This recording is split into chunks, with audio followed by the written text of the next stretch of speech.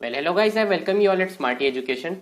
Today we have to start with Indian Contract Act lecture number 3. But before starting the video, my as usual request to all of you is to please watch the lecture till the end so you get the full conceptual clarity related to Indian Contract Act. And in this lecture, we will finish this chapter. Okay. So let's understand remedies for a breach of a contract. So first of all, let's revise what is the breach of a contract that we studied in previous lecture. If you have not watched the previous lecture, please go and watch it. I will even give the playlist link in the I button section. Okay. So let's understand remedies for a breach of a contract. So what do you mean by breach of a contract? Let's revise. So breach of a contract basically means that when the promiser doesn't perform his promise, then it will be called as breach of a contract. Either one of the party doesn't perform the promise, then it will be called as breach of a contract. Basically, in simple language, it means that the contract has been broken. Okay, now let's talk about remedies. So I think all of you have heard the word remedies. What is the remedy for a good glowing face? What is the remedy for doing the right things? Okay, so that is the same thing being described here. Remedies basically means solutions. Remedies basically means solutions. So solutions for a breach of a contract when the promiser doesn't perform his promise. So let's understand these remedies for a breach of a contract with a very good example. Let's take the example. So there was a Mr. A. He is Mr. A. Okay. Who is a wholesaler of electronics. One day he offered a B to sell 100 mobile phones. Okay, B, and then A communicated the whole offer with B. B thought that this is a very good deal, I should definitely accept that, because no one was offering 100 mobile phones at the price of rupees 1 lakh, but A was offering. So B thought that this is a very good deal, I must definitely accept that. So B accepted A's offer and gave him the amount at his shop of 1 lakh rupees for getting the 100 mobile phones after a week. Okay, but before continuing my story, I want to make you revise a very important thing. So in this thing, A made the offer, B accepted that, then it will be converted into promise. Okay, then promise plus consideration will happen, then it will be called as agreement, and agreement plus legal enforceability will be called as contract. So in this thing, consideration, how did the consideration happen? B is paying 1 lakh rupees, A is supplying 100 mobile phone, that will be called as consideration. When rights and obligation are to be created, an agreement will be created. If you are not able to understand anything, please go and watch lecture number 1 and lecture number 2. I explained all of them in a very detailed manner. Let's continue our story. So at the delivery date, B called A. Look, you are seeing that the phone is ringing again and again. Okay, A called A, but A didn't pick up the call because he was so busy in work with another client and forgot to deliver the mobile phones, and breach of contract has been done here. So how did the breach of contract has been done here? On the due date, first of all, A didn't deliver the mobile phones to B, and second of all, A didn't even communicate that the delivery may be delayed. Okay, so breach of contract has been done because A didn't perform his promise to the promisee of B. Okay, so what are the remedies? Following remedies are available to be, means following solutions are available to be when there is a breach of a contract. The first remedy is sue for specific performance. Sue for specific performance basically means that B can say that even if you didn't deliver my goods at time, please deliver them now. This is my humble request. So this is the first remedy to B. The second is sue for damages. So maybe it could happen that since of not having the sufficient stock of mobile phones, and B was accepting that as soon as the stock will come, I will sell it to my customers. Therefore, B loses some customers. Therefore, the losses that B suffered because of not getting the mobile phones on time, this will be come under sue for damages, and B can claim damages from A for fulfilling the loss. Okay. The next one is resign the contract, refuse further performance of contract. So in this example, we got to understand that first of all, B paid 1 lakh rupees. First of all, B will take 1 lakh rupees from A, and then can say that I want to end this contract and I don't want any further performance. Please don't deliver the mobile phones to me. Okay. The next one is sue for an injunction to restrain breach of negative terms. So what do you mean by this statement? It says that B has an option that even if A didn't deliver the goods on time, then B can even still wait even after the expiry of delivery date. Maybe there was a great traffic, B assumed that. The last remedy is sue on quantum merit. It means that B will demand his money back. Okay, I hope you understood all the remedies related to breach of a contract. Now let's understand contract of indemnity. This is a very important topic. Please focus on here. Okay, so let's assume that there were two persons named A and B. Okay, A promised B that if your house gets burnt and completely destroyed by the fire, I will pay you rupees 1 lakh. I will pay you rupees 1 lakh. B immediately agreed, and there is a contract of indemnity in which A is promising B to compensate if his house gets burnt by the fire. So in this case, A will be called as indemnifier and B will be called as indemnified. Sorry for the wrong. Sorry, this is the correct spelling. Indemnified or indemnity holder. Let's understand the definition. A contract of indemnity is a contract by which one party promises to save the other party from the loss caused to him by the conduct of the promiser himself or by the conduct of any other person according to section 124. So this definition basically says that even if A wants to burn the house of B, he can do that and compensate B by the rupees of 1 lakh. Okay. Like in case of A and B, A promises to pay rupees 1 lakh to B if his house gets burned by fire. Okay. Now let's move on. Let's understand contract of guarantee. So first of all, what do you mean by guarantee? If you purchase any mobile phone or any expensive thing, you get guarantee. If something damage happened to that product, you will get to recover the product or get the replacement of the product. So same thing happens here. Let's take an example to understand that. So there is a Mr. A who wants to take a loan. Obviously, he will go to a bank.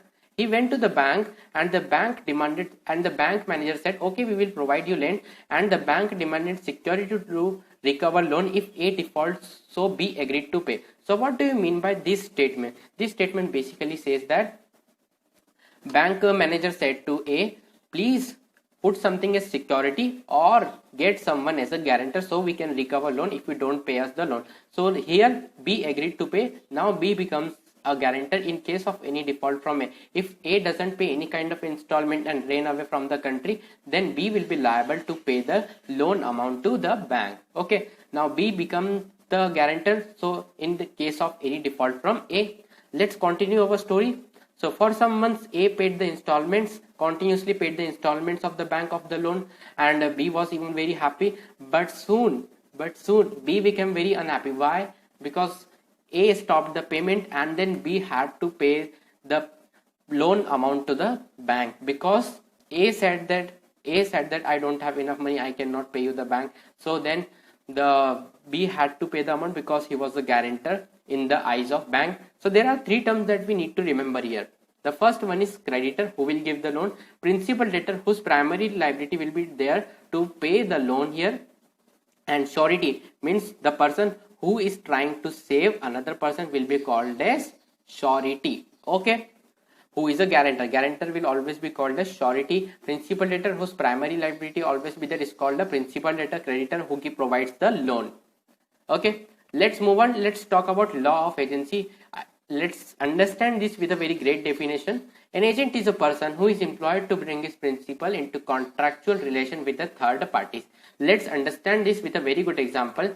A employed B as an agent for selling house, and B sell it to C. B sell it to C on behalf of A. So what happens here is that A employed an agent has been employed, who is employed to bring his principal into contractual relation with the third party. So A basically employed B to sell his house and made A contracted with the third party C for selling of his house. So there are three things happening here: an agent, owner, and the third party. Principal, agent, and the third party, in which B is helping A to get into a contractual relation with the third party named C.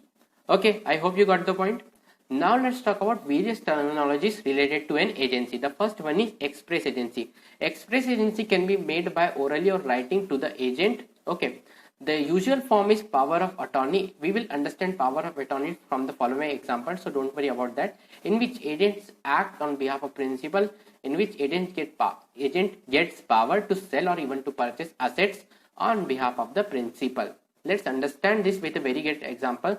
So if A wants his bike to be sold by B, then A is giving his power of attorney to sell his bike, and B sold it to the third person, in which B had power of attorney to sell A's bike. This even happens in the property case. Now let's understand implied agency. Agency by estoppel, it means obtaining the truth represented as fact. So let's understand this with a very great example. So in this example, what happens that A represent B as his agent to C. Okay, A represent his agent B. Okay, so in this example, what basically happens that A representing B, it will representing B as his agent, but since he has no authority, so contracting party cannot contract with B in the hope of contracting with A. So what basically happens here is that A introduced B as his agent to the third person named C. Now, if C wants to make the contract with B, then what will happen here?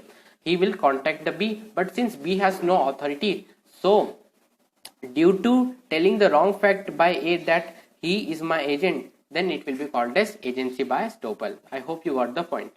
Now let's understand wife as an agent. Where a husband and wife are living together, the wife is presumed to have her husband's authority to pledge his credit for the purchase of necessaries of life suitable to their standard of life. So what basically happens here is that if there is a husband and wife has authority to purchase basic things on the name of her husband and can get credit on her husband's name. Then husband will be liable to pay that amount.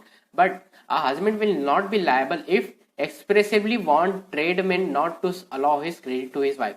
But if husband don't want to be liable, he can say that please don't give any kind of credit to my wife on behalf of me. Okay. He had expressly forbidden his wife to take credit on his name. So what do you mean by this statement? Means the husband can go to the shop and say that please don't give anything to my wife for selling anything, because I will not be liable to pay for that borrowings. Okay.